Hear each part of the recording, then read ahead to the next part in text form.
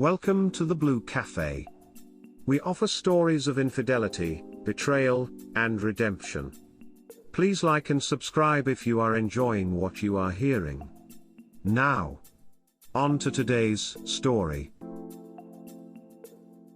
Wife of 5 years cheated and now I feel absolutely nothing for her. Nothing. And that scares me, with updates. Update. Not sure why the automod deleted my original post, but I'm getting so many messages for updates. I'll try reposting. Here are the key details. My 34 wife, 32, Wendy, and I met through friends 7 years ago, dated for 2 years and have been married for 5 years, just after I finished law school. I worked my tail off as an associate at my firm, putting in 60 hours a week for the first 2 years of our marriage. That effort paid off and I'm doing well professionally. Wendy was a teacher at a private school, but as soon as we got married, she quit so she could go back to school for her master's in education and is currently in an educational doctoral program while working part-time. This was a bit of financial strain, since I wanted to pay off my student loans as quickly as possible, but we managed. My wife had an old laptop that she was using when we started dating. I found it in a box in a closet. She said it crashed, and wouldn't work any longer. I plugged it in, tried to turn it on. Nothing. When we met, Wendy took pictures of everything, primarily selfies of her with others. Knowing that she must have had some pictures of us from that time, I yanked the hard drive and looked at it. It seemed okay. The problem must have been somewhere else. Wanting to surprise her with pictures of when we first started dating, I waited until she left to go visit her sister before I plugged it into a SATA cable connected to my PC. There were pictures there. Plenty of pictures. Some were of us on dates, laughing, smiling. They brought back some good memories. But there were also others of her with different people. One person in particular I remembered. His name was Bob and Wendy had dated him before me. There were lots of pictures of her and Bob. I wanted to grab only our pictures, so I thought the easiest way would be to organize them by date, figuring the latest pictures would be of only us. But when I clicked them by date, a lot of her pictures with Bob were jumbled up with pictures of us. I began to open the pictures one by one and noticed that in a few of her pictures with Bob, where they were cuddling and kissing, she was wearing a necklace/locket that I had given her as a birthday present in the 2nd year we were dating. I had to borrow the money from my brother to buy it. I looked at the dates on the pictures and a pattern emerged. On the days and weekends when school required my undivided attention, the times when she went to her mother's house or her sister's house to give me peace and quiet, she was meeting up with Bob behind my back. I was furious. It felt like fire ants were chewing on my brain, my heart, in my guts. I wanted to punch through the walls, but then something snapped and I went numb. I began to see and think in very cold, analytical terms. I copied all of her pics, all of them, not just those I'd seen, to a flash drive. I packed a bag, grabbed some suits, took the thumb drive and went to stay with my brother across town. I left her laptop hard drive plugged into my PC with a picture of her kissing Bob on the monitor. The only note I left behind was a sticky note with an arrow on it pointing to the necklace/locket. Wendy tried to call me from her mother's house, if that's where she really was, but I didn't answer. It wasn't until a few hours later, after she presumably got back to our apartment and saw the picture on the monitor, that she blew up my phone with VMs and texts. I ignored them all. I've already met with another associate who works in the family law department about separation and divorce. We have no children or real property, since a lot of our money went to paying off my loans and for her tuition. My firm's circled the wagons around me so her calls go to VM.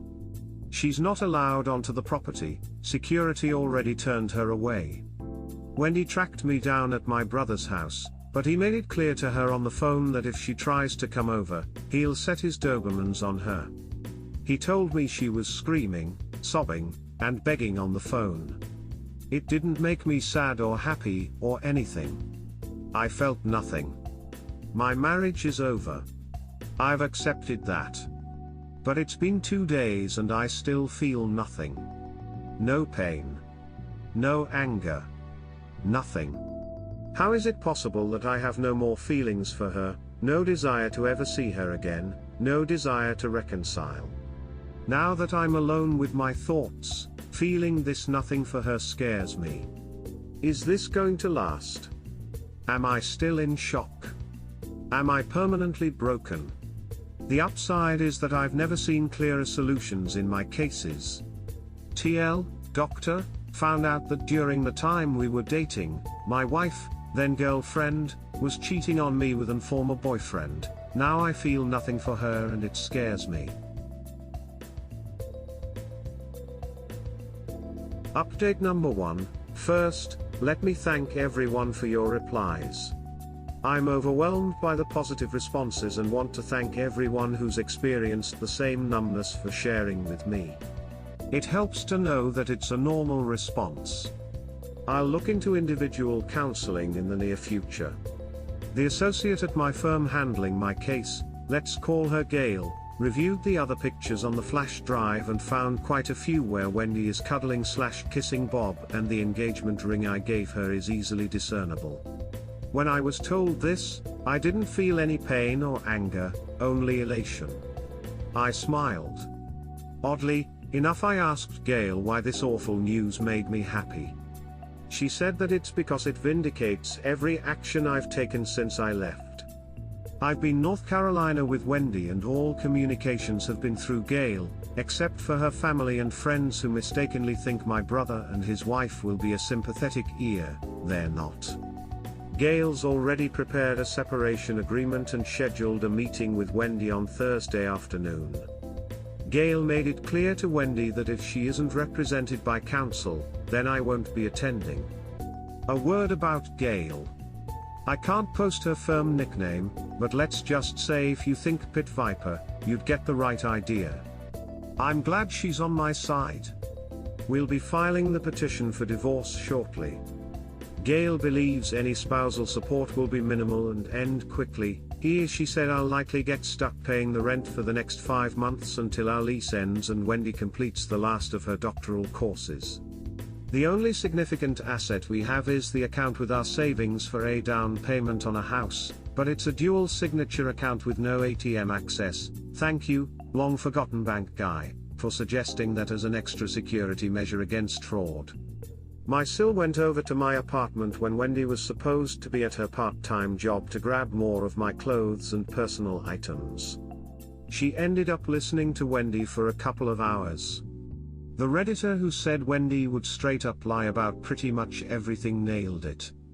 The whole time Sil was packing up my stuff, Wendy was telling one easily provable lie after another.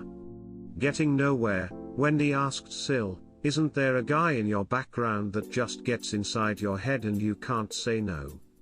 So, I guess that's my answer to why she cheated. Bob is a Jedi and Wendy is weak-minded. By the way, Sil did answer her question. Yes, I married him. Spending time with my brother's family has kept me from feeling isolated. My nephews are crushing me in video game and I'm enjoying every second of it. Work's going great and the partner who oversees my department stopped by to tell me that he's really proud of how I haven't let this personal issue negatively affect my work. Well, that's it for now. Thank you to everyone that replied with supportive posts. I can't explain how much it helps to know I'm not the only one to go through something like this or the apathy I feel toward my SDBX. Update number 2. 2 halves, Wendy found a lawyer, Todd. Gail and I met with them on neutral ground at another firm. We all had to wear masks due to COVID, which made it look like we were there to rob the place or something. It was the first time I'd seen Wendy since she left to go to her sister's/mother's house. Wendy looked like hell. Bloodshot eyes, dark bags underneath. Tear had streaked her makeup. The skin on her neck was covered in hives. I looked at her and felt nothing. More on that later. The second she saw me, Wendy blurted out that she was sorry for everything, that she loved me, that she couldn't live without me, that this was all a mistake. All the standard garbage. She tried to hug me, but Gail inserted herself between us and told Todd to remind Wendy that she is not to speak directly to me or Gail, that she is to talk to Todd who will talk to Gail who will talk to me. Gail had told me to say nothing and keep a blank expression on my face. I thought this would be hard since I've been worrying about if my initial anger would return, but it didn't. I was still numb, kind of in a daze, like an out-of-body experience. Todd asked about reconciliation. Gail made it clear that we were there to review the separation agreement. Nothing else? Wendy yelled at me that we've been married for 5 years and I shouldn't throw it all away over a mistake. Gail reminded Todd that Wendy was not to speak to me directly. Todd whispered something to Wendy and she momentarily got control of herself again. Gail and Todd began discussing the separation agreement that she'd emailed him. Todd said he did but didn't think it was fair to Wendy. He tried to nitpick, likely to show Wendy he was doing something to earn his fee, but Gail knocked down every argument he made until he admitted that it was as fair as the law requires. Wendy said that none of this is fair because this is all a mistake. Gail spread black and white printouts across the table of all the pictures from the flash drive with Wendy kissing/hugging Bob where her engagement ring is clearly visible. Gail circled the ring in each picture with a big fat, dark red marker, Alpha Move, BTW, asking Todd each time, "Does your client believe this was a mistake? How about this? Was this a mistake? No. What about this one?" Wendy collapsed back into her chair to ugly cry. Gail and Todd began discussing timelines, for delivery of a signed settlement agreement, and other matters going forward. I guess my silent indifference finally got to Wendy because, completely unprompted, she screamed out that she never cheated during the marriage. Gail wasn't having it and told Todd, "Tell your client to give me her cell phone. If your client hasn't cheated during the marriage, then she won't have a problem with my IT guy copying everything on it and downloading everything in any online accounts she's logged into. I can have him here in 10 minutes. Wendy clutched her cell phone with both hands, refusing to hand it over. Todd whispered something to Wendy. I'm certain he told her she just admitted to cheating. Cue more sobbing. I smiled underneath my mask but said nothing. At this point, I felt sorry for Todd, call it professional empathy. I've been in his shoes before. You know you've got a loser case with a loser client, the other attorney is 1982 to 1986 Wayne Gretzky and you're a second-string high school goalie with a slow glove hand. Basically, you just want the beating to end. When the meeting was over, I left without saying a word to Wendy. What's the use? Every word out of her mouth is going to be a lie. Gail received the signed separation agreement yesterday afternoon. I thought I'd be on the hook for the rent until June, if only to protect my own credit, but instead we're going to equally divide the home down payment savings account. This was the carrot to get Wendy to sign the separation agreement so quickly. Wendy will pay the rent herself starting this month, along with all utilities, etc. Between housing costs and her school costs, she'll have a little money left over, enough to move to a new place. Apparently, Wendy thinks this was a win for her, but it's a tactical move that eliminates the one significant asset we had. Divorce now will be much easier. Gail is preparing a petition for an uncontested divorce, so we won't even have to go to court. Here's the best news. Turns out that while we were in our 5th year of marriage, we haven't been married for a full 5 years. 4 years and 7 months.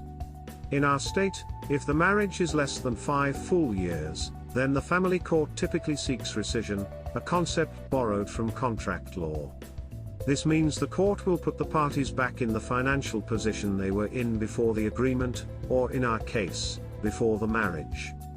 Immediately before our marriage, I was a jobless, heavily indebted law school graduate waiting on my bar results while Wendy was a full-time, fully employed teacher.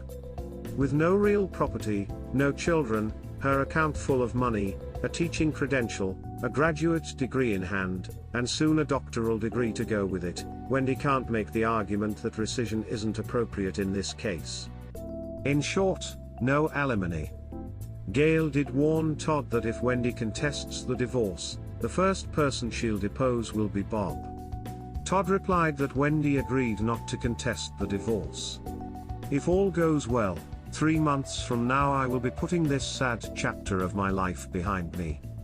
I still feeling nothing for Wendy, but that no longer scares me. The Redditor who said it was because the Wendy I dated/married never existed was right. You, sir, are wise. The Wendy I dated, fell in love with and married never existed. The person who cheated on me, and lied to me is a stranger. Our entire relationship was all a lie, an elaborate Plan B illusion that benefited her at my expense. I think my mindset also has to do with my first real job between college and law school when I worked in commission sales. There was a phrase drilled into our heads: you have to get through a lot of no's to get one yes, so don't worry about the no's, don't waste your time and effort on them, and you'll find your yeses a lot faster and easier. Wendy was a no, and I wasted too much time and effort on her already, so no more. Friends, family and co-workers have noted that my smile is back and, to be honest, I feel better than I have in years. But just to be on the safe side, I have scheduled a few phone/video appointments with a therapist. We'll see how that goes.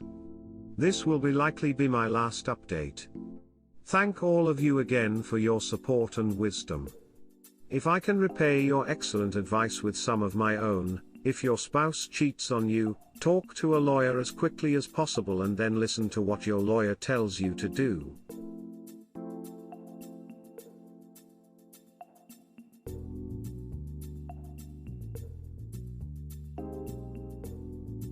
We hope you have enjoyed today's episode. Please like and subscribe. Cheers. Have an awesome day or night, wherever you are.